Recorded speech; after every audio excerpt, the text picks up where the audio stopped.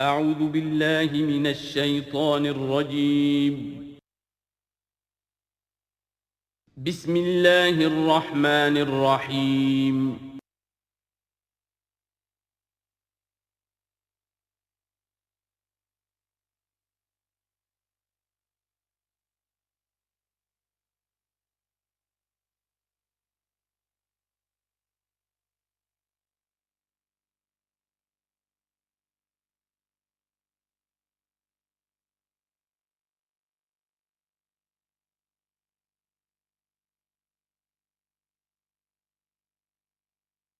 اذا جاءك المنافقون قالوا نشهد انك لرسول الله والله يعلم انك لرسوله والله يشهد ان المنافقين لكاذبون اتخذوا ايمانهم جنة فصدوا عن سبيل الله انهم ساء ما كانوا يعملون ذلك بانهم آمنوا ثم كفروا فطبع على قلوبهم فهم لا يفقهون صدق الله العظيم رب اشرح لي صدری ویسر لي امری واحلل عقدۃ من لسانی یفقہوا قولی۔ قرآن مجید میں جو مدنی صورتوں کا یہ سب سے بڑا گلدستہ ہے،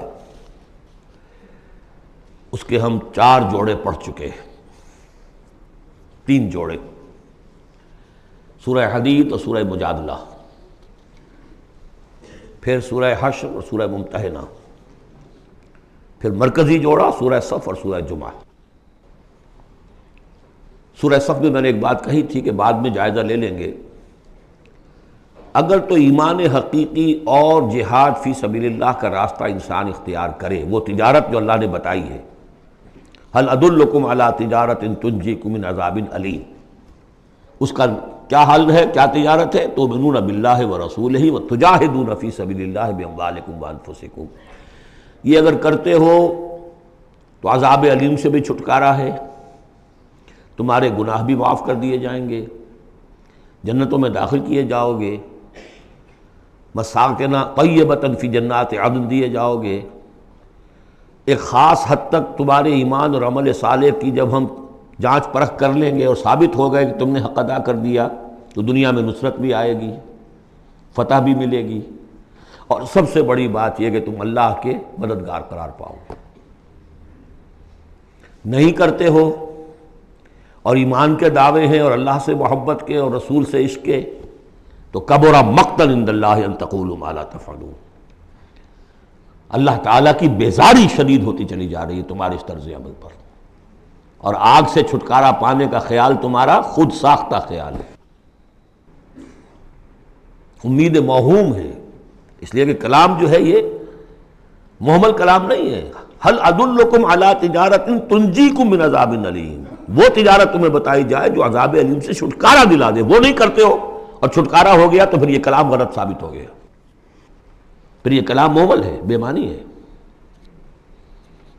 کرتے ہو تو سب کچھ ہے، اس کو کہتے ہیں ہماری فزیولوجی میں آل اور نن لا، وہ چیز ہوگی تو پوری ہوگی، نہیں ہوگی تو زیرو ہو جائے گی، پرسنٹیج نہیں ہے بیچ میں۔ مسلز کے بارے میں، یہ والنٹری مسلز جو ہوتے ہیں، ان کی کنٹریکشن جو ہوتی ہے آل اور نن، اگر تو سٹیمولس پورا مل جائے گا تو پوری کنٹریکشن ہوگی، اور اگر وہ سٹیمولس جو ہے کم ہے تو بالکل نہیں ہلے گا وہ، یہ نہیں کہ وہ درمیان میں، آل اور نن لا۔ اچھا، اس کے لیے جو آدمی چاہیے کیسے ٹرین کرنا، کیسے تیار کرنا، وہ سورہ جمعہ۔ اب یہ جو دوسرا، بلکہ کہنا چاہیے کہ جو چوتھا جوڑا آ رہا ہے، اس میں ایک تو ترتیب آپ الٹی دیکھ رہے ہیں، پہلے آ رہی ہے وہ سورت جس میں کہ تسبیح کا ذکر نہیں ہے، بعد میں آئے گی سورہ تغابن جس میں تسبیح کا ذکر ہے۔ دوسری بات یہ کہ یہاں نفاق کا تذکرہ ہے، اور سورہ تغابن میں ایمان حقیقی پر جامع ترین صورت ہے۔ میں نے آپ کو پہلے ہی بتایا تھا کہ وہ مباحث، اب نفاق کی جو بحثیں آئی ہیں سورہ نساء اور سورہ توبہ کا تو اکثر حصہ اس پر مشتمل ہے، اور بھی تقریباً تمام مدنی صورتوں کے اندر وہ ذکر موجود ہے، کہیں ذرا ڈھکا چھپا ہے جیسے سورہ بقرہ میں، کہیں کھلم کھلا ہے، اعلانیہ ہے۔ اسی طریقے سے ایمان کی بحثیں تو پوری مکی قرآن میں پھیلی ہوئی ہیں، اور اس کے بلکہ اور خلاصے نکال نکال کر بہترین جو ہے مدنی قرآن میں بھی لکھ دیے گئے ہیں، آیات الآیات ہے، آیت الکرسی ہے۔ لیکن ایک خلاصہ 11 آیتوں پر مشتمل نفاق کی حقیقت پر یہ سورہ منافقون، یہ منفی ہے، مثبت شے کیا ہے؟ ایمان۔ 18 آیتوں پر مشتمل جامع ترین سورت قرآن حکیم کی ایمان کے موضوع پر سورہ تغابن۔ نفاق کے بارے میں چند باتیں سمجھ لیجئے جو اگرچہ پہلی بحث میں بہت آ چکی ہیں، لیکن آج پھر میں بتا دینا چاہتا ہوں۔ نفاق کی 2 قسمیں، ایک وہ شخص جو شعوری طور پر دھوکہ دینے کے لیے ایمان لایا، وہ شروع ہی سے منافق ہے، ایک دن بھی اسے ایمان کی لذت نصیب ہوئی نہیں۔ سورہ آل عمران میں اس کی مثال موجود ہے، سازش کی، صبح کو ایمان لاؤ، شام کو مرتد ہو جانا، تاکہ یہ اسلام کی جو ساکھ بن گئی ہے، گڈ ول بن گئی ہے، یہ ختم ہو جائے۔ تو ظاہر بات ہے جیسے کہ فرمایا گیا سورہ مائدہ میں وَقَدْ دَخَلُوا بِالْكُفْرِ وَهُمْ قَدْ خَرَجُوا بِهِ، وہ کفر کے ساتھ ہی داخل ہوئے تھے اور کفر کے ساتھ ہی نکل گئے، ان پہ ایک لمحہ بھی ایمان حقیقی کا آیا ہی نہیں۔ یہ بہت کم لوگ تھے اس قسم کے منافق۔ اصل منافق جو وہ کون تھا؟ دعوت آئی، دعوت نے قبول، دل نے قبول کیا، بات ٹھیک ہے، صحیح بات ہے، چلو پیش قدمی کرو، لیکن تھے کم ہمتیں، بزدل، تھڑ دلے۔ اب ظاہر بات ہے یہ دعوت تھی انقلابی دعوت، انقلابی دعوت میں تصادم کے مراحل آتے ہیں، اور وہاں جو ہے تکلیفیں، آزمائشیں، مصیبتیں، ایثار مال، بذل نفس، یہاں تک کہ وہ مرحلہ بھی آ سکتا ہے کہ نقد جان ہتھیلی پر رکھو اور میدان میں آ جاؤ۔ اب جو ذرا کمزور لوگ تھے ان کی ٹانگیں ذرا ہلنی شروع ہوئی، کپ کپی۔ پہلا مرحلہ یہ ہوا ان میں کہ انہوں نے اپنی قصور کو ماننا، ہم سے خطا ہو گئی، غلطی ہوئی۔ یہ سورہ توبہ میں پڑھ چکے ہیں، خلطوا عملا صالحا وآخر سیئا۔ اب یہ ہے کہ کسی وقت اچھے کام بھی کر رہے ہیں، کسی وقت کوئی برا کام بھی کر دیا، کبھی کوئی لبیک بھی کہہ دیا، کبھی کوئی کھسک گئے، لیکن اپنی غلطی مان لی کہ حضور ہم سے غلطی ہوئی، ہم کوئی جھوٹا بہانہ نہیں بناتے، آپ جو سزا چاہیں دے لیں، ہم حاضر ہیں۔ اس درجے کو کہیں گے ضعف ایمان، یہ نفاق نہیں ہے، ضعف ایمان۔ اگلا درجہ آتا ہے جب آدمی کی جو جھوٹی عزت نفس ہے، اخذت العزت بالاسم، وہ جھوٹی عزت نفس اسے کہتی کب تک مانو گے اپنی خطائیں، تم جھوٹا بہانہ کر دیا کرو، یہ تھا مسئلہ، وہ تھا مسئلہ، یوں تھا، ایسا تھا، خدا کی قسم نہیں۔ وہ تیسرا مرحلہ ہے، جھوٹا بہانہ جہاں شروع کیا نفاق شروع ہو۔ لہذا منافقین کے ضمن میں ہمیشہ آپ کذب کذب کذب اس کو دیکھیں گے۔ اگلا مرحلہ آیا، انہوں نے دیکھا کہ یہ تو اب ہماری قسم، ہم جو بہانہ بناتے تو لوگ مسکراتے ہیں، کچھ وہ سمجھتے ہیں کہ یہ جھوٹا بہانہ بنا رہا ہے، لہذا قسمیں کھا کر مؤکد کیا اپنی قسموں سے۔ یہ سیکنڈ سٹیج میں ٹی وی آ گئی، نفاق کی T V in second stage, جھوٹا بہانہ فرسٹ سٹیج، جھوٹی قسم سیکنڈ سٹیج۔ ایک عرصہ آتا ہے کہ اس کے بعد اس پر بھی اعتماد لوگوں کا اٹھ جاتا ہے، تو اب ان کے اندر ایک شدید قسم کا ریئیکشن پیدا ہوتا ہے، ایمان اور اہل ایمان کی دشمنی پیدا ہو جاتی ہے، اور یہ دشمنی سب سے زیادہ ٹارگٹ کرتی ہے قائد کو۔ اس نے ہمارے لیے ساری مصیبت کھڑی کر دی، ہم آرام سے اپنے مدینے میں آباد تھے، رہ رہے تھے، یہ آ گیا، اس نے آ کر یہ سارا جو ہے معاملہ ہمارے لیے، بھائی کو بھائی سے جدا کر دیا، خاندانوں میں رفت پیدا کر دی۔ اب ہماری دوستیاں تھیں ان سے اوس اور خزرج کی دوستیاں تھیں، ان تمام یہودی قبائل سے ہمارے وہ سارے حلیفی تعلقات ٹوٹ گئے، تو وہ ساری دشمنی جو ہے اب یہ عداوت بن جاتی ہے اہل ایمان کی، اور خاص طور پر اہل ایمان کے قائد جو اس وقت کون تھے؟ محمد رسول اللہ۔ دس از دی تھرڈ سٹیج۔ یہ ٹی بی کی وہ تھرڈ سٹیج ہے جو پہلے کبھی ہو جاتی تھی تو ہم سمجھتے تھے کہ اب یہ لا علاج ہے۔ یہ ہے نفاق کی اصل حقیقت۔ اسی لیے اس وقت جو لوگ کسی تحریکی تصور سے آشنا ہی نہیں، انقلابی تصور دین ان کے سامنے آیا ہی نہیں، وہ منافق نہیں ہو سکتا، وہ ضعیف الایمان آدمی ہے۔ لیکن جو شخص ایک مرتبہ کسی تحریک کو، انقلابی تحریک کو قبول کر کے آگے آ جائے، اب وہ منافق ہو جائے گا اگر وہ ٹھیک نہیں چلتا ہے۔ یہ بات میری جو ہے آج پلے باندھ لیجئے۔ عام اس وقت مسلمان منافق نہیں، انہیں پتہ ہی نہیں کہ دین کا تصور یہ ہے، دین کا یہ مطلب ہے، مولویوں نے سمجھایا ہی نہیں۔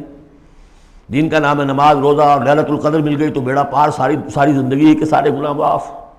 انہیں تو یہ تصور دیے گئے،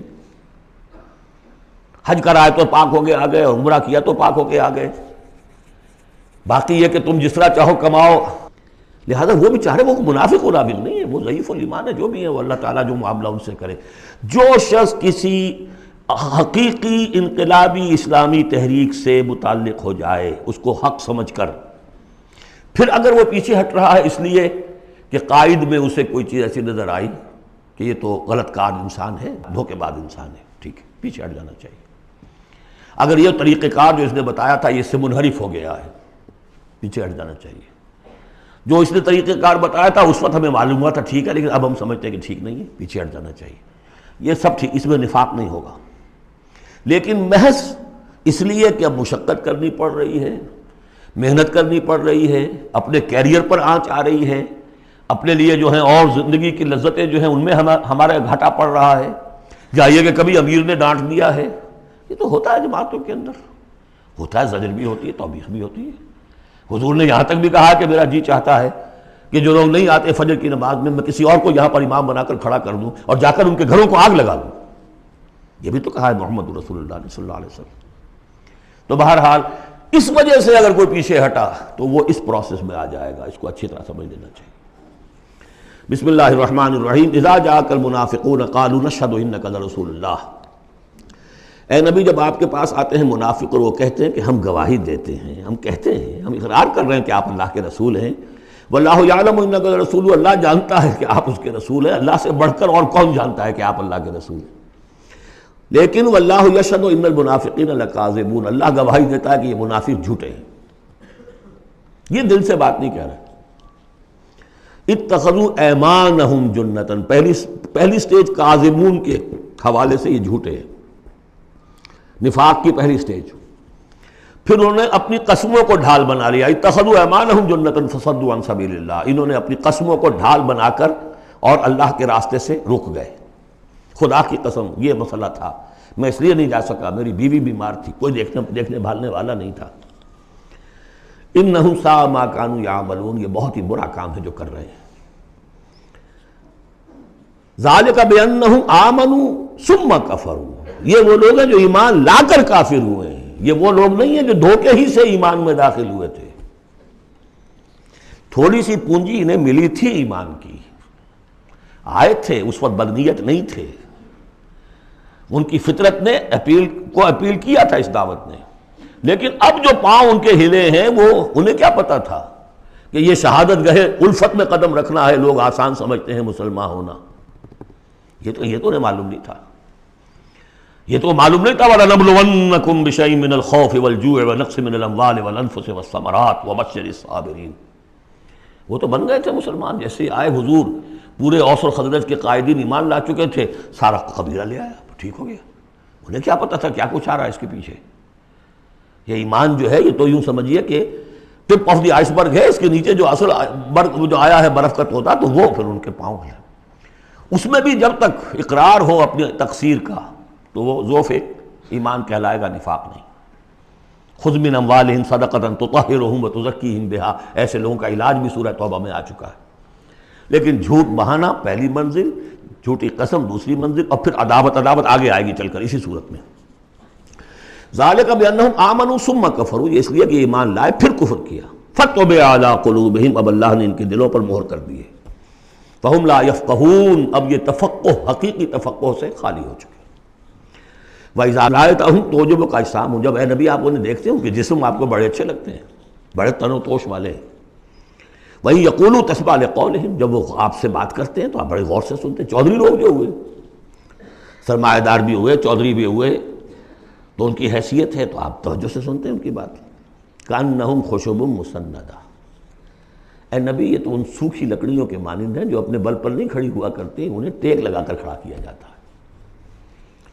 یحسبون کل صیحۃ علیہم، اندر سے اتنے بودے ہیں کہ ذرا سی آہٹ ہوتی ہے تو ان کی جان پر بن جاتی ہے، وہ سمجھتے ہیں کہ پھر آئی کوئی مصیبت، کہیں اور سے پھر شاید کوئی حملے کی خبر آ رہی ہے، اور پھر کوئی جنگ ہوگی، پھر کہیں گے نکلو اللہ کی راہ میں۔ یحسبون کل صیحۃ علیہم، اپنے اوپر ہی سمجھتے ہیں ہر آہٹ کو۔ ہم العدو، یہ تیسری سٹیج ہے، یہ اب اصل دشمن یہ ہے۔ باہر کا دشمن جو آ رہا ہے ابو جہل لشکر لے کر یا ابو سفیان لشکر لے کر، وہ اتنا خطرناک نہیں اتنے کہ یہ ہے، یہ مارے آستین ہے، یہ اندر سے ڈنک مارنے والا۔ ہم العدو، اصل دشمن یہ ہے۔ فاحذرہم، ان سے بچ کر رہو، چوکس رہو، چوکنے رہو، چاہے معاف کرتے رہو، یہ بات دوسری ہے۔ حضرت مسیح کا قول آپ کو سنا چکا ہوں کہ فاختہ کے مانند بے ضرر، لیکن سانپ کے مانند ہوشیار رہو۔ سانپ چوکنا کتنا ہوتا، لیکن سانپ ضرر بھی پہنچا دیتا ہے۔ تم چوکنے تو ویسے رہو جیسے سانپ ہوتا ہے، بے ضرر ایسے رہو جیسے کہ فاختہ ہوتی ہے۔ حضور کی یہی شان تھی۔ جس نے آگے جھوٹی قدم کھائی، جھوٹا ٹھیک ہے بھائی جاؤ، ٹھیک ہے، مروت، شرافت، جس پر کہ پھر اللہ کی طرف سے گرفت بھی آ گئی۔ عفو اللہ عنک لما اذنت لہم، اللہ معاف کرے آپ کو، یا اللہ نے آپ کو معاف کر دیا، کیوں آپ نے ان کو اجازت دے دی؟ قاتلہم اللہ انا یوفکون، اللہ ان کو قتل کرے، گردن مارے اللہ ان کی، کہاں سے یہ پھرائے جا رہے ہیں۔ یعنی قسمت کی خوبی دیکھیے، ٹوٹی کہاں کمند، دو چار ہاتھ جب کہ لبے بام رہ گیا۔ محمد کا زمانہ نصیب ہوا صلی اللہ علیہ وسلم، ان کی دعوت پر لبیک کہنا نصیب ہو گیا، یہ نصیب اللہ اکبر لوٹنے کی جائے، لیکن کہاں سے یہ واپس پھرے، کس جگہ کمند ٹوٹی ہے۔ وَإِذَا قِيلَ لَهُمْ تَعَالَوْا يَسْتَغْفِرْ لَكُمْ رَسُولُ اللَّهُ، جب ان سے کہا جاتا آؤ بھائی غلطی مان لو اپنی، تو اللہ کے رسول تمہارے لیے استغفار کریں گے۔ تو رسول کی دشمنی تو ان کے دل میں بنی ہوئی ہے، کیسے آئیں؟ جب کہا جاتا آؤ تمہارے لیے اللہ کے رسول استغفار کریں گے اللہ سے، لووا رؤوسہم، وہ اپنے سروں کو مٹکا، جی جی جی آئیں گے ٹھیک ہے، ذرا میں بعد میں آؤں گا۔ ورأیتہم یصدون وہم مستکبرون، اور آپ دیکھتے ہیں انہیں کہ وہ رک جاتے ہیں، آتے نہیں، تکبر ہے، مستکبرون۔ اب نبی کے سامنے جا کے روز روز اپنی خطاؤں کو ہم اعتراف کرتے رہے، ہماری بھی کوئی عزت نفس ہے؟ یہ کیا ہے جس وقت چاہا ہمیں ڈانٹ دیا؟ آخر یہ کہ عزت نفس ہے ہماری بھی۔ سواء علیہم استغفرت لہم ام لم تستغفر لہم، برابر ہے ان کے لیے نبی، چاہے آپ استغفار کریں چاہے نہ کریں، لن یغفر اللہ لہم، اللہ ان کو ہرگز معاف نہیں کرے گا۔ اس سے اگلی سٹیج میں یہ آیت آ چکی ہے سورہ توبہ میں، استغفر لہم او لا تستغفر لہم ان تستغفر لہم 70 مرۃ فلن یغفر اللہ لہم۔ اب اے نبی ان کے لیے تو چاہے آپ استغفار کریں چاہے نہ کریں، آپ 70 مرتبہ بھی استغفار کریں گے تب بھی اللہ ان کو معاف نہیں کرے گا۔ اور حضور کی مربت دیکھیے، حضور فرماتے ہیں کہ اگر مجھے یہ معلوم ہوتا کہ 70 سے زیادہ مرتبہ استغفار کرنے سے ان کی نجات ہو جائے گی تو میں 70 سے زیادہ مرتبہ استغفار کرتا، لیکن یہاں 70 مراد نہیں ہے، 70 سے مراد جتنی چاہے آپ استغفار کر لیں۔ ہم الذین، اب یہ عداوت کا جو ہے ان کا جو نقشہ ہے، یہ واقعات پیش کیے جا رہے ہیں۔ ایک غزوے سے واپسی پر دو مسلمانوں کی بیچ لڑائی ہو گئی، ایک مہاجر تھے اور ایک تھے انصاری۔ اب وہ پانی بھرنے پر کہیں، بلکہ ان کی بھی نہیں، ان کے خادموں کی لڑائی ہو گئی تھی۔ اس کو وہاں منافقوں نے اچھال دیا، مہاجرین اور انصار کا جھگڑا بنا دیا، اور کہا اس وقت آ کے عبداللہ ابن ابی نے، دیکھو تم نے اصل میں اے انصار، اے مدینے والو، یثرب والو، تمہاری مثال تو وہی ہے جو کہتے ہیں کہ سمن کلبک یا کلوک، اپنے کتے کو کھلا پلا کے موٹا کرو، کس کا بھی تمہیں ہی کاٹے گا۔ تم نے ان کو جگہ دی، پناہ دی، کھلایا پلایا، اب یہ تمہارے سر کو آ رہے ہیں، غریبانوں کو آ رہے ہیں۔ خدا کی قسم اگر ہم اب مدینے پہنچ گئے تو ان ذلیلوں کو وہاں سے نکال باہر کریں گے۔ ان کی یہ جرت، انصاری کا خادم اور ایک مہاجر کا خادم لڑے ایک انصاری کے خادم سے، ہم نے پناہ دی، اپنے ٹکڑے کھلائے، ان کو اپنی جگہ دی، اور آج ہی ہمارے سروں کو آ رہے ہیں، ہمارے منہ کو آ رہے ہیں۔ یہ بکواس اس نے کی۔ وہاں موجود تھے ایک نوجوان زید بن ارقم، انہوں نے جا کے حضور کو بتا دیا۔ حضور نے بلایا، نہیں جی جھوٹ پتہ میں نے نہیں کہا، یہ چھوکرے نے پتہ نہیں کہاں سے سن لیا، یہ چھوکرا کیا ہے یہ، اور آپ اس کی بات مان رہے ہیں میرے معاملے میں۔ خاموش رہے حضور۔ پھر یہ آیات اتر گئیں جس نے چھوکرے کو صحیح ثابت کیا کہ کہا انہوں نے یہ۔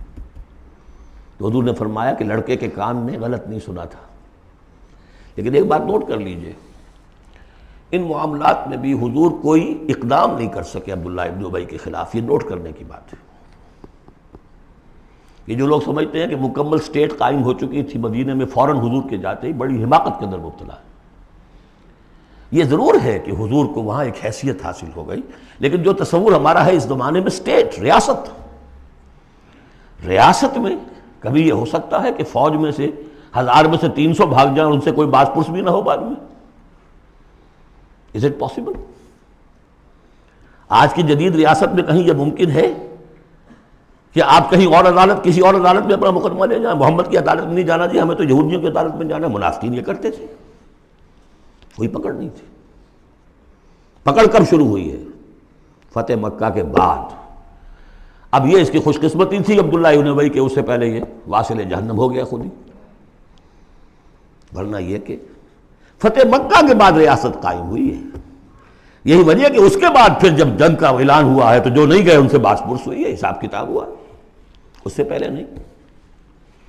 تو اصل میں اسٹیٹ جو ہے عبداللہ ابن ابی کا یہاں پہ بھی خاموش۔ ایک موقع پر جب کہ تہمت کا معاملہ چل رہا تھا تو ایک دفعہ حضور کے زبان مبارک سے ایسے الفاظ بھی نکل گئے، دکھا دل، کہ کیا کوئی شخص نہیں ہے کہ جو مجھے اس ایذا رسان شخص جو ایذا پہنچا رہا ہے اس کی ایذا سے بچا سکے۔ اب اندیا ظاہر تھا صاف کہ کیا کوئی شخص اس کو قتل نہیں کر سکتا۔ اب واقعات مختلف آتے ہیں۔ ایک واقعے میں تو یہاں تک آتا ہے کہ سعد ابن معاذ موجود تھے، انہوں نے کہا کہ حضور آپ مجھے حکم دیجئے میں قتل کرتا ہوں اس کو۔ سعد ابن عبادہ تھے، وہ خزرج میں سے تھے، وہ فوراً تم یہ اس لیے کہہ رہے ہو کہ وہ خزرج کا آدمی ہے۔ تو معلوم یہ ہوا کہ وہ جو قبائلی عصبیتیں تھیں کسی نہ کسی درجے میں ابھی موجود تھیں، ایک دن میں صاف نہیں ہوتی یہ چیزیں۔ پھر حضرت سعد ابن عبادہ کہتے ہیں حضور سے، حضور اس شخص کے معاملے میں نرمی کیجئے، اصل میں اس شخص کو ہم بادشاہ بنانے کا فیصلہ کر چکے تھے، اس کے لیے ہم تاج تیار کر چکے تھے، آپ آئے تو اس کے سارے خواب جو ہیں وہ بکھر گئے۔ اس کا ایک طرز عمل ہے لیکن یہ کہ اس کا اثر ہے ہمارے قبیلے میں۔ حکمت اور مصلحت کا تقاضا یہ ہے کہ اس کے خلاف اقدام نہ کیا جائے۔ یہ بات سمجھ میں ابھی ریاست اس درجے کی نہیں تھی کہ ان تمام چیزوں کو بالکل ان مصلحتوں کو بالکل نظر انداز کرتے ہوئے جو قدم چاہے اٹھا دیں، یہ نہیں۔ اب کتنا بڑا کفر ان کا چلا آ رہا ہے یہاں پر۔ ہم الذین یقولون لا تنفقوا علی من عند رسول اللہ حتی ینفضوا، یہی ہے وہ لوگ جو کہتے ہیں کہ مت خرچ کرو ان پر جو اللہ کے رسول کے گرد جمع ہو گئے ہیں، دیکھنا ان بستیوں کو تم کے ویراں ہو گئیں، یہ سب بھاگ جائیں گے اگر تم ان کے اوپر خرچ نہ کرو، حتی ینفضوا، یہاں تک کہ وہ منتشر ہو جائیں۔ وَلِلَّهِ خَزَائِنُ السَّمَاوَاتِ وَالْأَرْضِ، حالانکہ اصل خزانے کائنات کے آسمان اور زمین کے اللہ کے اختیار میں ہیں، وَلَٰكِنَّ الْمُنَافِقِينَ لَا يَفْقَهُونَ، لیکن ظاہر بات ہے کہ منافقین اس کا فہم نہیں رکھتے۔ يَقُولُونَ لَئِن رَجَعْنَا إِلَى الْمَدِينَةِ لَيُخْرِجَنَّ الْأَعَزُّ مِنْهَا الْأَذَلَّ، اور وہ کہتے ہیں اگر ہم مدینے لوٹ گئے، اب چونکہ فوج واپس آ رہی تھی ایک جنگ سے، اب جب مدینے پہنچ جائیں گے تو لازماً جو عزت والے ہیں نکال باہر کریں گے ان ذلیلوں کو، اور ذلیل سے مطلب کمزور، ذلیل کا مطلب جو ہے وہ ہماری زبان میں جو ہوتا ہے کمینہ وہ نہیں ہے، کہ ان کو ہم نکال باہر کریں گے۔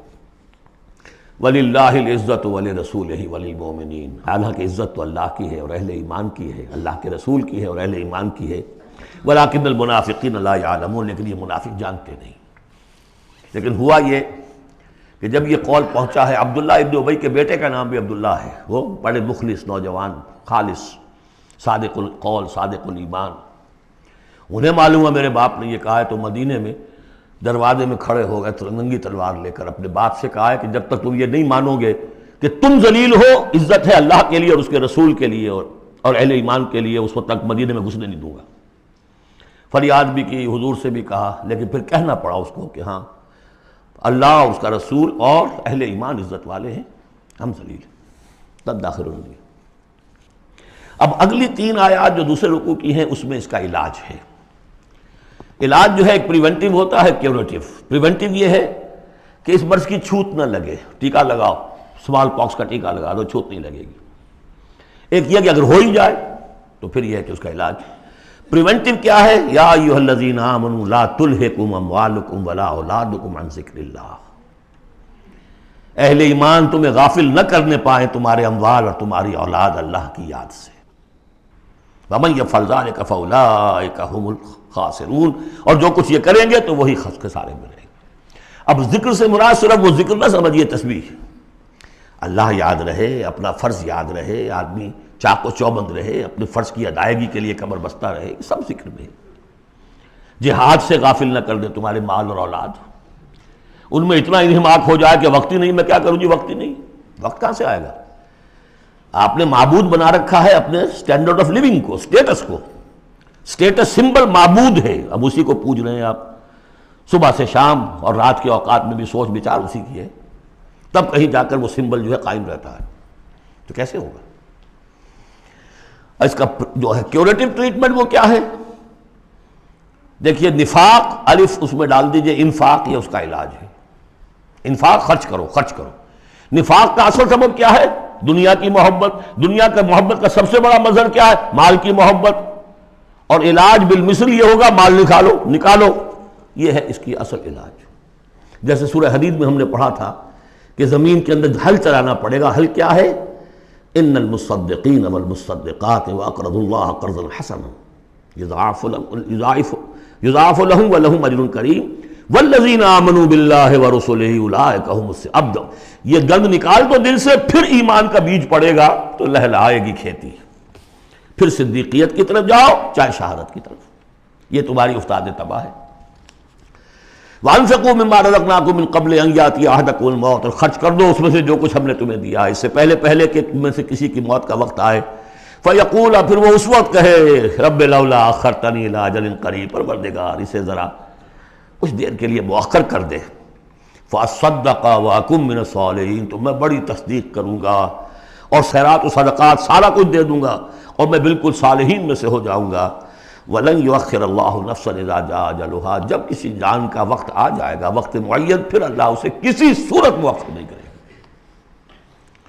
قوموں کی اجل تو پھر بھی مؤخر ہوئی ہے، قوم یونس کی ہو گئی ہے، لیکن یہ کہ انفرادی اجل کبھی مؤخر نہیں ہوتی. وَاللَّهُ خَبِيرٌ بِمَا تَعْمَلُونَ، اور جو کچھ تم کر رہے ہو اللہ اس سے باخبر ہے. اب یہ تو تھا منفی نفاق. مثبت ہے ایمان. ایمان کے سلسلے میں جو باتیں سورہ حدید میں آئی تھیں، اب یہ پوری صورت، وہاں جو آیا تھا قتال اور جہاد اور حدید، یہ ساری چیزیں آئی تھیں نا، انزلنا الحدید، اور انبیاء کی بعثت کا مقصد، وہ سارا مضمون سورہ صف میں آ چکا ہے. اس کے لیے کیسے انسان آئیں گے وہ سورہ جمعہ میں آ چکا ہے.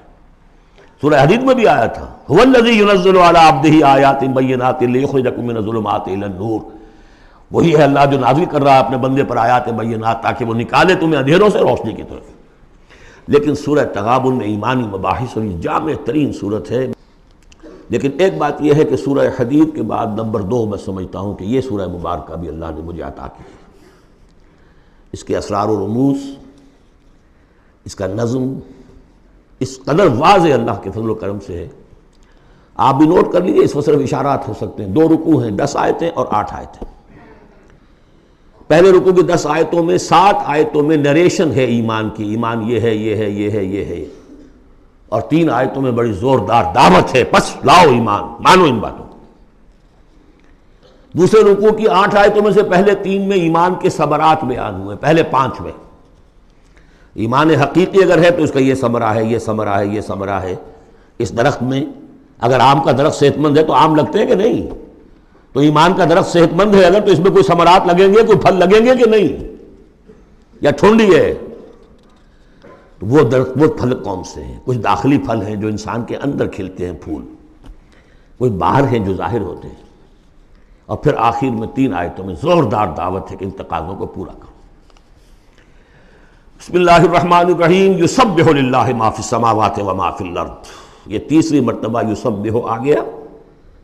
ایک مرتبہ سورہ جمعہ میں، ایک مرتبہ سورہ حشر میں آ چکا تھا. یسبح لہ ما فی السماوات والارض، وما فی کے تکرار کے بغیر. دوسری مرتبہ سورہ جمعہ کے شروع میں، تیسری مرتبہ یہ تغابن. لہ الملک و لہ الحمد. اب یہ ساری چیزیں آ چکی ہیں سورہ حدید کے اندر. بادشاہی بھی اسی کی ہے، حمد بھی اسی کے لیے. وہو علی کل شیء قدیر، وہ ہر چیز پر قادر ہے. هو الذی خلقکم، اسی نے تمہیں بنایا ہے نا. فمنکم کافر ومنکم مومن. تو کتنی عجیب بات ہے کہ تم میں سے کوئی مومن ہے کوئی کافر ہے. بنانے والا تو سب کا ایک ہے. سب کو مومن ہونا چاہیے، سب کو اس کا شکر گزار ہونا چاہیے، سب کو اس کے سامنے جھکنا چاہیے. لیکن واقعہ یہی ہے، هو الذی خلقکم، اس نے بنایا تم سب کو. فمنکم کافر ومنکم مومن واللہ بما تعملون بصیر. اور جو کچھ تم کر رہے ہو اللہ دیکھ رہا ہے. اس میں بڑا ایک یوں سمجھیے کہ بڑی دھمکی ہے، اللہ دیکھ رہا ہے. یعنی یہ کہ جو بھی اس کی مخلوق میں سے اس کا کفر کرے پھر اس کے ساتھ وہ نمٹے گا اس سے. واللہ بما تعملون بصیر، ہم تمہیں دیکھ رہے ہیں، تمہاری حرکتیں ہماری نگاہ میں ہیں. کیا مطلب ہوتا ہے اس کا؟ خلق السماوات والارض بالحق، اس نے آسمان اور زمین پیدا کیے ہیں ایک پرپس کے ساتھ، باطل نہیں ہے یہ تخلیق، عبث نہیں ہے یہ تخلیق، حق کے ساتھ، با مقصد، با نتیجہ، اور خاص طور پر تم اس کی کریشن کا کلائمیکس، وَصَوَّرَكُمْ فَأَحْسَنَ صُوَرَكُمْ، اور تمہاری جو نقشہ کشی کی ہے تو کتنی عمدہ کی ہے، انسان کا جسم، اس کا اریکٹ پوسچر، پھر کس طریقے سے جو اس میں جنسیں بنائی گئی ہیں، کس قدر کامل ہم آہنگی ہوتی ہے، پھر چہرے پہ جو نقش و نگار ہیں، ایک ایک چیز پر غور کرو، فَصَوَّرَكُمْ وَأَحْسَنَ صُوَرَكُمْ، بہترین صورت بنائی تمہاری، وَإِلَيْهِ الْمَصِيرُ، اسی کی طرف لوٹ کر بھی آنا ہے، یہ سب کچھ بنا کر ایسے نہیں چھوڑ دیا تمہیں، تم اتنی گھٹیا شے نہیں ہو کہ بس اٹھا کے پھینک دی، نہ کھلونا ہو کہ کھیلے اور بس اس کے بعد جی اٹھتا گیا، یہ ایک سیریس کریشن ہے، پرپسفل ہے، نتیجہ نکلے گا۔ اب دیکھیے ایک آیت میں جمع کیا ہے وہ تمام جو ایمانیات، ایمان بالعلم، علم خداوندی کا جو ایمان ہمارا ہونا چاہیے، آپ کو کئی کئی آیتوں میں ملے گا قرآن میں بہت سے مقامات پر، یہاں ایک میں 3 ڈائمنشنز دی ہیں، یعلم ما فی السماوات والارض، ایک ڈائمنشن، وہ جانتا ہے جو کچھ آسمان میں ہے جو کچھ زمین میں ہے، کیا باقی رہ گیا؟ لیکن سیکنڈ ڈائمنشن، وَيَعْلَمُ مَا تُسِرُّونَ وَمَا تُعْلِنُونَ، وہ بھی جانتا ہے جو تم چھپاتے ہو اور وہ بھی جانتا ہے جو تم ظاہر کرتے ہو۔ تیسری ڈائمنشن اور آئی، وَاللَّهُ عَلِيمٌ بِذَاتِ الصُّدُورِ، سینوں کے اندر جو کچھ ہے وہ پنہاں ہے، وہ بھی اللہ جانتا ہے۔ میں کافی عرصے تک متردد رہا کہ یہ تو پھر تکرار ہو گئی، جو کچھ ہم چھپاتے ہیں وہی ہمارے سینے میں ہے نا، اور تکرار محض کلام کا عیب ہے، یقیناً یہاں کوئی اور بات ہونی چاہیے۔ تو جب انکشاف ہوا کہ اس سے مطلب ہے even your sub conscious mind which even you don't know yourself what is lurking in the subconscious mind، تمہارے تحت الشعور کے اندر جو طوفان اٹھتے رہتے ہیں، اللہ تو اسے بھی واقف ہے، He knows you through and through، وہ تمہارے جین سے واقف ہے، هو عالم بكم اذ انتم اجنۃ فی بطون امہاتکم، اپنی ماؤں کے پیٹ میں جنین کی شکل میں تھے، اللہ تب بھی جانتا تھا تمہیں، تو وہ تو تمہارے سب کانشیس مائنڈ، تم نہیں بات جانتے رہے، تمہیں نہیں معلوم، تم بسا اوقات دھوکہ کھا جاتے ہو، تمہارا تحت الشعور جو ہے وہ تمہیں دھوکہ دیتا ہے، لیکن اللہ اس سے بھی واقف ہے۔ الم یاتکم نبأ، اب 4 آیتیں ہو گئی ایمان باللہ پر، اگرچہ اسی میں مضمر ہے ایمان بالآخرہ بھی، بعد بھی، 2 آیتیں ایمان باللہ پر، الم یاتکم نبأ الذین کفروا من قبل، کیا تمہارے پاس خبریں آ نہیں چکی ہیں ان لوگوں کی جنہوں نے کفر کیا تھا پہلے؟ قوم نوح، قوم ہود، قوم صالح، پورا مکی قرآن پڑھ چکے ہو نا، اب تو ہم نزول کے اعتبار سے بھی بات کہہ سکتے ہیں، اب اپنے اس دورہ قرآن کے اعتبار سے بھی بات کہہ سکتے ہیں، سارا مکی قرآن پڑھ ہی لیا تقریباً۔ الم یاتکم نبأ الذین کفروا من قبل، کیا آ نہیں چکی تمہارے پاس خبریں ان کی جنہوں نے کفر کیا تھا پہلے؟ اب اس کا تجزیہ کیا ہے، فذاقوا وبال امرہم، انہوں نے اپنے معاملے کی سزا چکھ لی، دنیا میں ہلاک کر دی گئیں، وَلَهُمْ عَذَابٌ علیم، اور ابھی ان کے لیے عذاب علیم منتظر بھی ہے، ابھی تو عالم برزخ میں ہے نا، عذاب علیم جو آخرت کا ہے وہ تو ابھی منتظر ہے، اعد اللہ لہم عذابا علیما، تیار کر کے رکھا ہوا ہے۔ تجزیہ اگلی آیت میں، ذالک بأنہ کانت تأتیہم رسلہم بالبینات، یہ اس لیے ہوا کہ ان کے پاس ان کے رسول آتے رہے واضح نشانیاں لے کر، واضح نشانیاں، واضح معجزے بھی اللہ نے جس کو دیے، فقالوا، تو انہوں نے کہا اب بشر یہدوننا، کیا بشر انسان ہمیں ہدایت دیں گے؟ فکفروا، اس پر کفر کیا انہوں نے، وتولوا، اور رخ پھیر لیا، گردن موڑ لی، واستغنى اللہ، اللہ بھی غنی ہے، اللہ تو غنی ہے ہی ہے، واللہ غنی حمید، اللہ غنی ہے، حمید ہے، اللہ نے بھی کہا دفع ہو جاؤ، جدھر جانا جاؤ۔ اب یہاں آیا بہت باریک نکتہ، شاید آپ کو بھی وہ برا لگے، اچھا نہ لگے۔ دیکھیے ایک ہی بیماری ہوتی ہے، وہ کبھی کسی شکل میں ظہور کرتی ہے، کبھی کسی شکل میں ظہور کرتی ہے، وہی کینسر ہے، اس کی کسی جگہ کا جا کر کوئی سیکنڈری بنے گی تو اس کی کچھ اور شکل ہو جائے گی، کسی اور ٹیشو میں کسی اور جگہ جائے گی تو اور شکل ہو جائے گی۔ بیماری یہی ہے کہ جب رسول آتے تھے تو لوگوں نے کہا یہ تو بشر ہیں، رسول کیسے ہو سکتے ہیں؟ سمجھ میں آ رہا ہے؟ یہی بیماری آئی بعد میں، جس کو رسول مان لیا یہ بشر کیسے ہو سکتے ہیں؟ کوئی فرق ہے اس میں؟ وہاں بشر سامنے تھا، ہاتھ پاؤں والا، اس کا بیٹا ہے، اس کا پوتا ہے، اس کا پڑ پوتا، ہم جانتے ہیں اس کو، کون ہے یہ وہی تو ہے نا، بشر سامنے تھا۔ بشریت کی بنا پر رسالت کا انکار، نبی کیسے ہو سکتا؟ اور جس نے نبی مان لیا خدا بناؤ، یا تو اس کو خدا کا بیٹا تو بناؤ کم سے کم، اور نہیں تو کم سے کم بشریت سے تو نکالو اس کو۔ ایک ہی مرض ہے، ایک ہی مرض ہے۔ آخر یہی کوئی تو وجہ ہے نا، قرآن کتنی دفعہ کہلواتا ہے قل انما انا بشر مثلکم یوحی الی انما الہکم الہ واحد۔ آخری آیت ہے سورہ کہف کی، اے نبی کہیے، ڈنکے کی چوٹ کہیے کہ میں ایک بشر ہوں تمہاری طرح کا۔ ہاں وہی ہوئی ہے مجھ پر کہ تمہارا الہ تو ایک ہی ہے اور وہ الہ اللہ ہے۔ فمن کان یرجو لقاء ربہ فلیعمل عملا صالحا ولا یشرک بعبادۃ ربہ احدا۔ البتہ ایک دوسری انتہا بھی ہمارے ہاں ہے، کچھ لوگوں نے اس نقطے کو ایمفیسائز کرنے کے لیے، جیسے ہم بھی کبھی کسی بات پر زور دینے میں کبھی کوئی لفظ ذرا مناسب سے ہٹ کر غیر مناسب لفظ ہم استعمال کر بیٹھتے ہیں۔ ہمارے بزرگوں سے بھی ہوا، کسی نے کہا بڑے بھائی بنا دیا، کسی نے کوئی اور مثال دے دی۔ ایسی بات بھی نہیں ہے۔ نبی کے بعض خصائص ایسے بھی ہیں کہ جو واقعتاً عام بشر کے نہیں ہیں۔ یہ حدیث بھی تو محمد رسول اللہ کی صلی اللہ علیہ وسلم، کہ جب آپ سے یہ شکایت کی لوگوں نے، حضور آپ صوم وصال رکھتے ہیں، ہمیں نہیں رکھنے دیتے، ہمیں منع کرتے ہیں آپ۔ صوم وصال یہ ہے کہ آج روزہ رکھا اور اس کو آج شام کو افطار نہیں کیا، پھر رات چل رہا ہے وہ روزہ، اگلا دن بھی، تو 2 دن کا صوم وصال ہو گیا، اگلی روز شام کو جا کے کھولا، یہ صوم وصال ہے۔ پھر 3 دن کا، 4 دن کا آپ تو رکھتے ہیں، ہمیں اجازت نہیں دیتے۔ فرمایا ایکم مثلی، تم میں سے کون مجھ جیسا ہے؟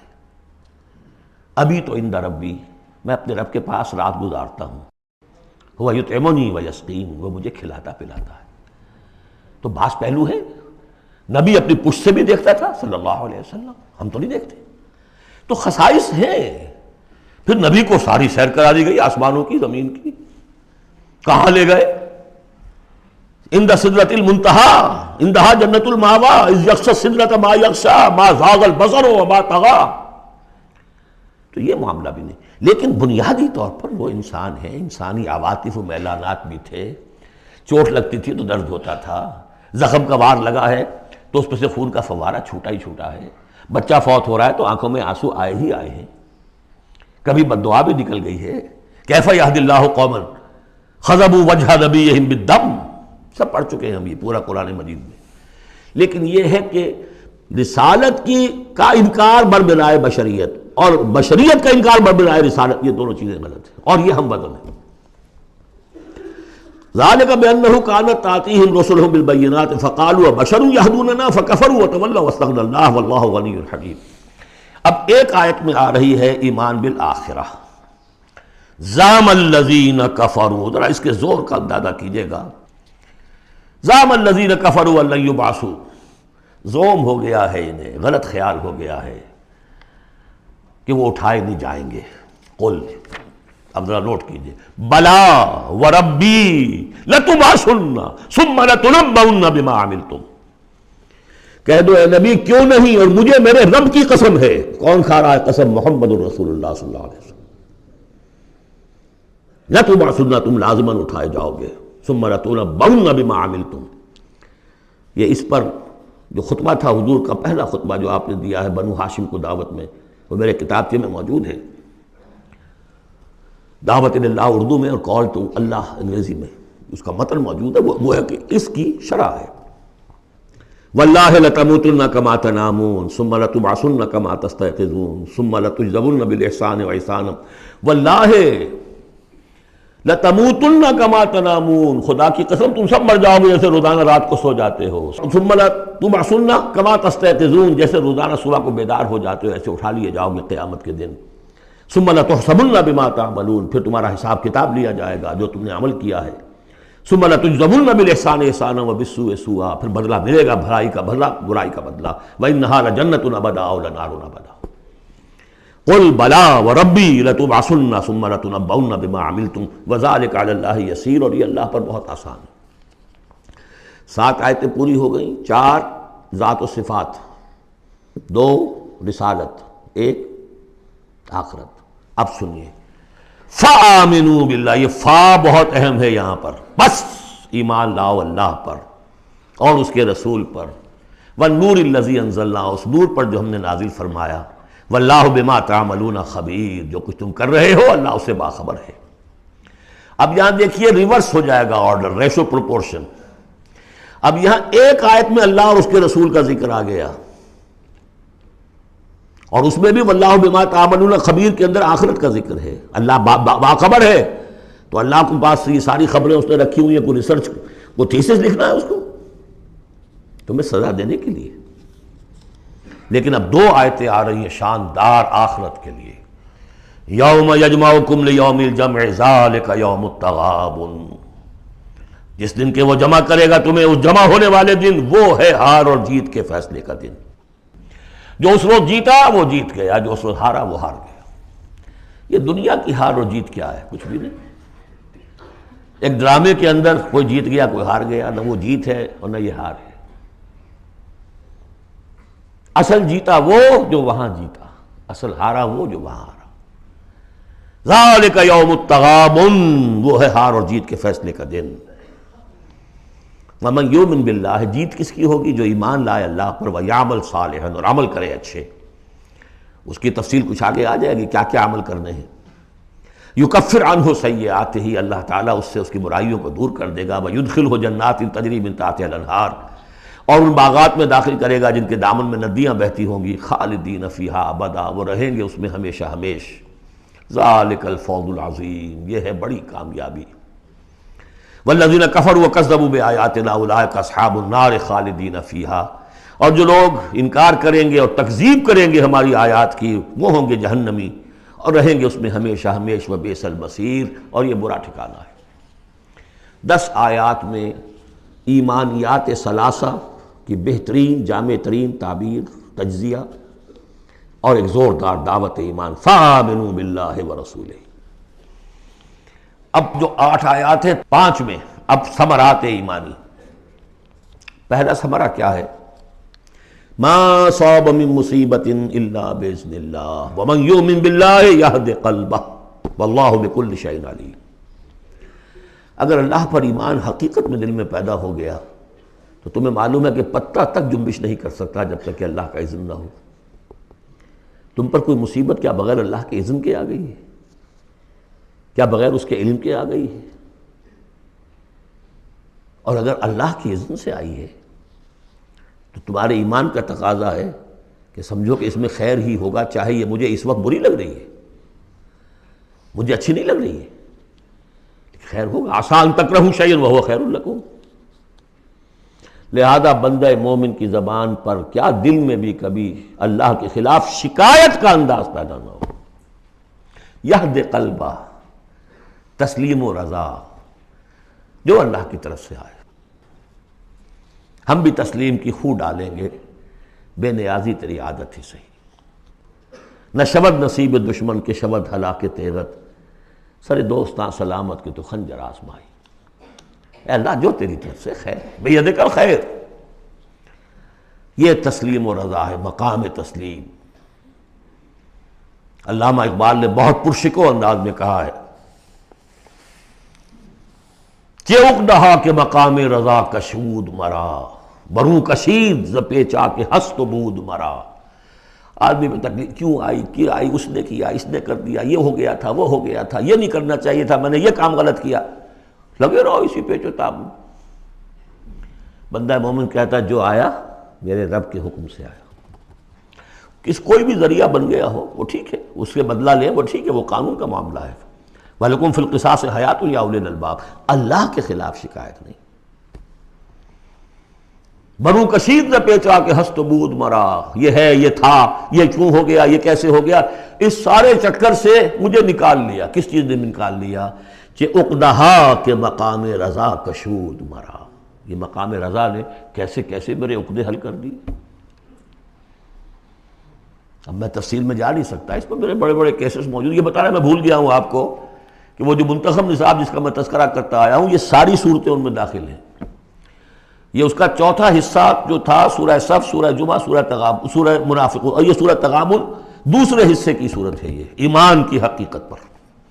سورہ فاتحہ، سورہ آل عمران کی آخری آیات، سورہ نور کی آیات نور، اور پھر یہ تغابن۔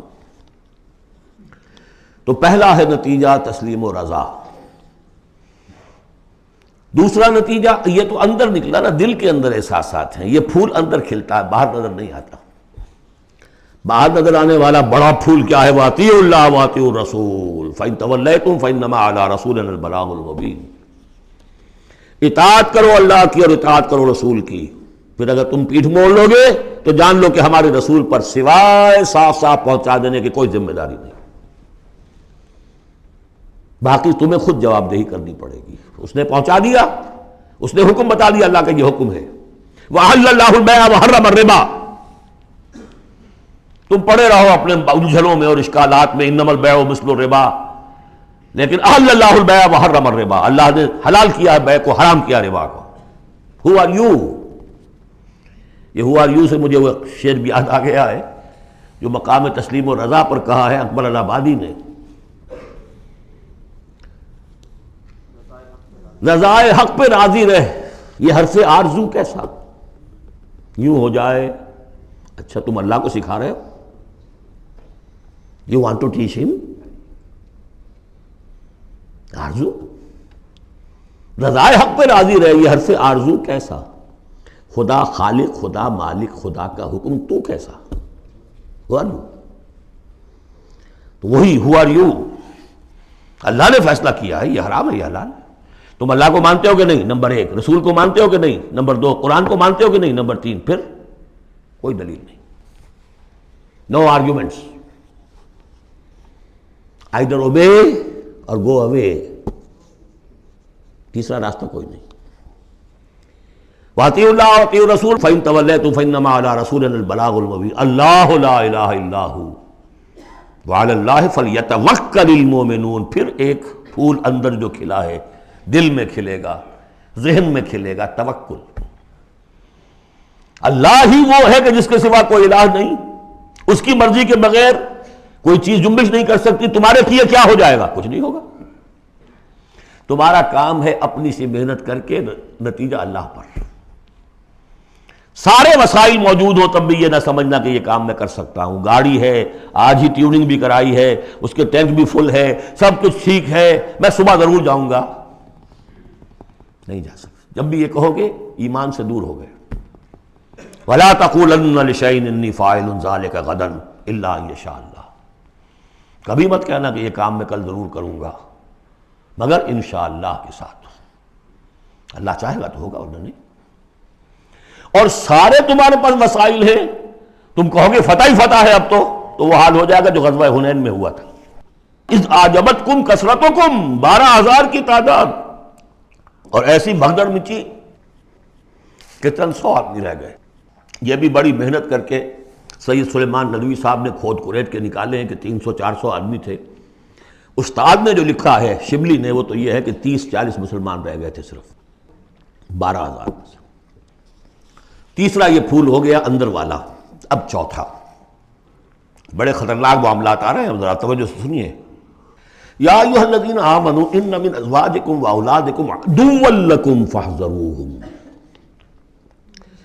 اے ایمان کے دعوے دارو، تمہاری بیویوں اور تمہاری اولاد میں سے تمہارے دشمن ہیں، ان سے اپنے آپ کو بچا کر رکھو۔ فاحذروہم،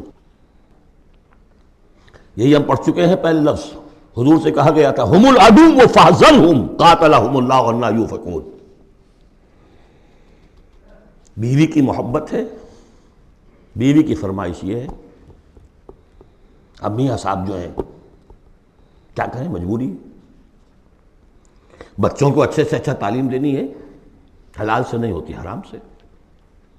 گھر بار چھوڑو، ملک چھوڑو، جاؤ باہر، بوڑھے ماں باپ مر رہے، پانی دینے والا کوئی نہیں، اور ڈالر اور پیٹرول ڈالر کمانے کے لیے بیٹے گئے ہوئے باہر۔ کیا کریں؟ مکان بنانا ہے، یہ کرنا تھا، وہ شروع کی تھی، کوٹھی شروع کی تھی، وہ ابھی تک مکمل نہیں ہوئی ہے، وغیرہ وغیرہ۔ اور کہیں اگر اللہ نے توفیق دے دی ہے دین کی طرف بڑھنے کی اور کام کرنے کی، تو سب سے پہلے تو آڑے آتی ہے عام طور پر بھی دماغ خراب ہوا آپ کا، وہ بھی تو بڑا دیندار ہے، آپ سے زیادہ لمبی داڑھی ہے اس کے، وہ تو ساری رشوتیں بھی لیتا ہے اور یہ بھی کرتا ہے وہ بھی کرتا ہے، آپ ہی بڑے دیندار بن کر آ گئے۔ ناشتے پہلے ہوتے تھے پراٹھوں کے اور انڈوں کے، اور اب مل رہی ہے سوکھی روٹی، ظاہر بات ریزنٹمنٹ تو ہوگی۔ ان من ازواجکم واولادکم عدوا لکم فاحذروہ، یہ بالکل الٹی باتیں ہیں ہمارے تصورات کے بالکل برعکس۔ انقلابی تحریک کے اعتبار سے 100% ہر چیز فٹ بیٹھتی ہے، وہ تصور نہ ہو تو یہ ساری باتیں جو ہیں یہ ایسی منتشر ہو جاتی ہیں، انمل بے جوڑ سی ہیں۔ یا ایھا الذین آمنوا ان من ازواجکم واولادکم عدوا لکم فاحذروہم، لیکن اس کے ساتھ ہی دیکھیے بیلنس کیا ہے، یہ میرے نزدیک قرآن مجید کے اعجاز کا ایک بہت اہم مقام ہے، جہاں ایک طرف یہ بتا دیا چوکس رہو، چوکنے رہو، سانپ کی طرح ہوشیار رہو، بیوی اور اولاد کی محبت تم سے کوئی غلط کام نہ کرا دے، لیکن یہ بھی نہیں کہ گھر کو آپ میدان جنگ بنا لیں، بلکہ معاف کرو، بخش دو، ساتھ یہ بھی ہے بیلنس کا ہے۔ وَإِن تَعْفُوا وَتَصْفَحُوا وَتَغْفِرُوا، 3 الفاظ آ رہے ہم معنی، اگرچہ معنی مختلف ہے۔ عفو کہتے ہیں کسی کو ڈھیل دینا، داڑھی کے لیے بھی آیا ہے حدیث میں، اعف اللحا، داڑھیاں چھوڑو، داڑھیوں کو بڑھاؤ۔ عفو کے معنی ایک تو پکڑ لیا فوراً نہیں، چھوڑو، ڈھیل دو۔ تصفحوا، کبھی کبھی ایسا بھی ہو کہ کوئی غلطی ان کی دیکھی اور ذرا دیکھی اندیکھی کر دی، چہرہ اپنا پھیر لیا، اسے پتہ ہی نہ چلے کہ دیکھا ہے، ابا جان نے دیکھا ہے یا شوہر نے دیکھا ہے، کیونکہ ہر بات پر پکڑیں گے اگر آپ تو ضد بھی پیدا ہو جائے گی، کسی وقت جو ہے ایک نیگیٹو سائیکالوجی ڈیولپ ہو جائے گی۔ وَتَغْفِرُوا، تغفروا بخش دینا، یعنی جیسے کہ مغفر جو ہے سر کو ڈھانپ لیتا ہے، ڈھانپ دینا ان کی غلطی کو۔ وَإِن تَعْفُوا وَتَصْفَحُوا وَتَغْفِرُوا فَإِنَّ اللَّهَ غَفُورٌ رَحِيمٌ، تو اللہ بھی تو غفور اور رحیم ہے نا۔ تم چاہتے ہو کہ نہیں، جیسے سورہ نور میں آیا تھا کہ اے ابو بکر تم نے اپنے اس بھانجے یا اپنے عزیز مصطح کا جو ہے جو مدد کرتے تھے روک دیا ہے، کیا تم نہیں چاہتے کہ اللہ تمہیں معاف کرے؟ اگر تم چاہتے ہو اللہ تمہیں معاف کرے، تم بھی اس کو معاف کرو۔ وَإِن تَعْفُوا وَتَصْفَحُوا وَتَغْفِرُوا فَإِنَّ اللَّهَ غَفُورٌ رَحِيمٌ۔ اب یہ آ گیا، دیکھیے پہلے ایک انڈیویجول، ایک مرد مومن، اس کی زندگی میں 2 پھول اندر کھلے، ایک باہر والا پھول جو ہے وہ گوبھی کا پھول ہے بہت بڑا، اندر والا ہے تسلیم و رضا توکل، اور باہر والا جو ہے اطیعوا اللہ واطیعوا الرسول، وہ تو ظاہر بات ہے کہ پورے دین کے اوپر جو ہے وہ محیط ہو گیا جو بھی حکم ہے۔ لیکن اب اس کے بعد ایک فرد کے گرد سب سے پہلا حلقہ کیا ہے؟ اس کی اولاد، اس کا گھر۔ ان من ازواجکم واولادکم عدوا لکم، یہ تمہارا ایٹیچیوڈ ہونا چاہیے اپنے گھر میں۔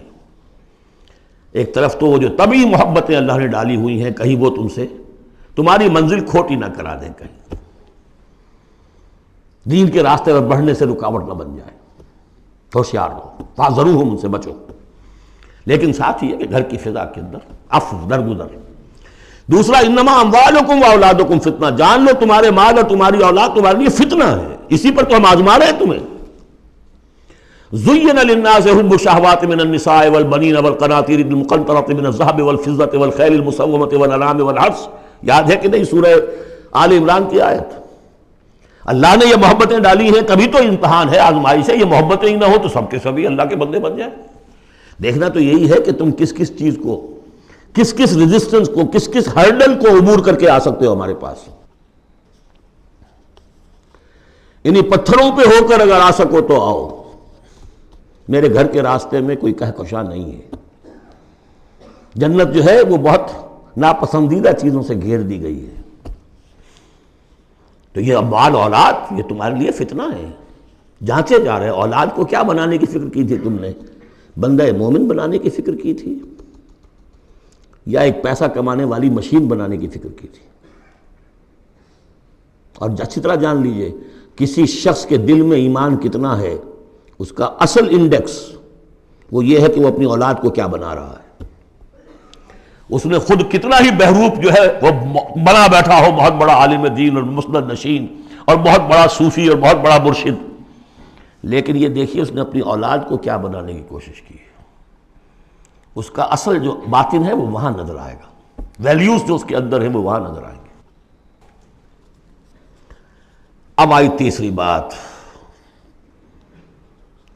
انما اموالکم و اولادکم فتنہ واللہ عندہ اجر عظیم، اللہ ہی کے پاس اجر عظیم ہے. اولاد سے بھی تم یہ نہ سمجھنا کہ تمہارے بڑھاپے کا سہارا بن جائے گا، یہ بھی کچھ پتہ نہیں. کیا پتہ یہی اولاد بڑھاپے میں ٹھوکریں بھی مارے. ٹھوکریں اگر پاؤں سے نہیں ماریں گے زبان سے ماریں گے، سینہ تان کر کھڑے ہو کر کہیں گے، باتیں کریں گے، ابا جان کیا آپ باتیں کرتے ہیں، دقیانوسی باتیں آپ کرتے ہیں، زمانہ بدل گیا، آپ کو کیا معلوم. لیکن اب آ رہا خلاصہ، فاتقوا اللہ ما استطعتم واسمعوا واطیعوا وانفقوا خیرا لانفسکم. اللہ کا تقوی اختیار حد امکان تک، اور سنو اور اطاعت کرو، سنو اور اطاعت کرو. اطیعوا الرسول تو پہلے آ چکا تھا، یہاں یہ کیوں کہا گیا؟ سوچا کبھی آپ نے؟ اس لیے کہ رسول کی اطاعت، رسول کے زمانے میں رسول کے نے امیر جس کو مقرر کیا اس کی اطاعت بھی تھی کہ نہیں؟ من اطاعنی فقد اطاع اللہ ومن عصانی فقد عصى اللہ ومن اطاع امیری فقد اطاعنی ومن عصى امیری فقد عصانی.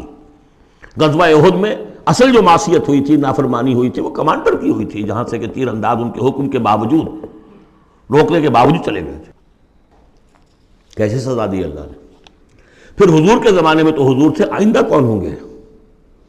کوئی اللہ کا بندہ ہوگا جو پھر کھڑا ہو، من انصاری اللہ، جو دین کا ہی کام کرنے کے لیے داعی کھڑے ہوئے ہیں، دعوتیں ہیں. اصل بننا شہید کھڑے ہوئے، مولانا مودودی کھڑے ہوئے، مولانا الیاس صاحب کھڑے ہوئے، پچھلی صدیوں میں سید احمد بریلوی کھڑے ہوئے، لوگ کھڑے ہوتے رہیں گے. من انصاری اللہ، کون ہے جو میرے ساتھ ہاتھ بٹائے؟ اب آپ دیکھیے اس زمانے میں کون ہے، قبول کیجئے. فاسمعوا واطیعوا، پھر اس کا حکم سنیے اور مانیے. ڈسپلنڈ پارٹی، ورنہ کیا ہوگا؟ کچھ بھی نہیں. عید آزاداں شکوہ ملک و دین اور عید محکومہ ہجوم مومنین. یہ 30 لاکھ کا ہجوم مومنین ہے جو حج میں ہوتا ہے. اگر یہ جماعت ایک ہوتی کسی ایک امیر کے نیچے 30 لاکھ کی، ایک امیر، عظیم الشان انقلاب. وانفقوا، اور خرچ کرو، خیرا لانفسکم، یہی تمہارے لیے، خود اپنے لیے بہتر ہے، لگا دو جو بھی کچھ دیا ہے. وہی دیکھیے جہاں پہ سورہ حدید، آمنوا باللہ ورسولہ وانفقوا مما جعلکم مستخلفین فیہ فالذین آمنوا منکم وانفقوا لہم اجر کبیر ومن یوق شح نفسہ فاولئک ھم المفلحون. اور جو اپنی جی کے لالچ سے بچا لیے گئے، بخل سے نجات پا گئے، وہی ہیں کہ جو اصل میں فلاح، آخری فلاح کو پہنچیں گے. ان تقرضوا اللہ قرضا حسنا، اگر تم اللہ کو قرض حسن دو، یضاعف لکم، وہ تو اس کو تمہارے لیے دگنا کرے گا، چوگنا کرے گا، 700 گنا کرے گا. فیغفر لکم، اور تمہیں بخش دے گا. واللہ شکور حلیم، اللہ شکور بھی ہے، حلیم بھی ہے. شکور اتنا ہے کہ تم جو بھی کچھ کرتے ہو قدر کرتا ہے کہ میرے بندے نے یہ کیا میرے لیے. اور حلیم اتنا ہے کہ تم نہیں بھی دیتے تو فوراً تمہاری گردن نہیں ناپتا. حلیم الطبع ہے. عالم الغیب والشہادہ، وہ جاننے والا ہے کھلے اور چھپے کا، تمہارے سامنے جو کچھ ہے وہ بھی اور جو تم سے غائب ہے اس کا بھی. العزیز الحکیم، یہ وہ صورت تھی جس کے شروع میں العزیز الحکیم نہیں آیا تھا، یہاں اختتام پر آ گیا. وہ العزیز ہے الحکیم. بارک اللہ لی ولکم فی القرآن العظیم ونفعنی وإیاکم بالآیات والذکر الحکیم.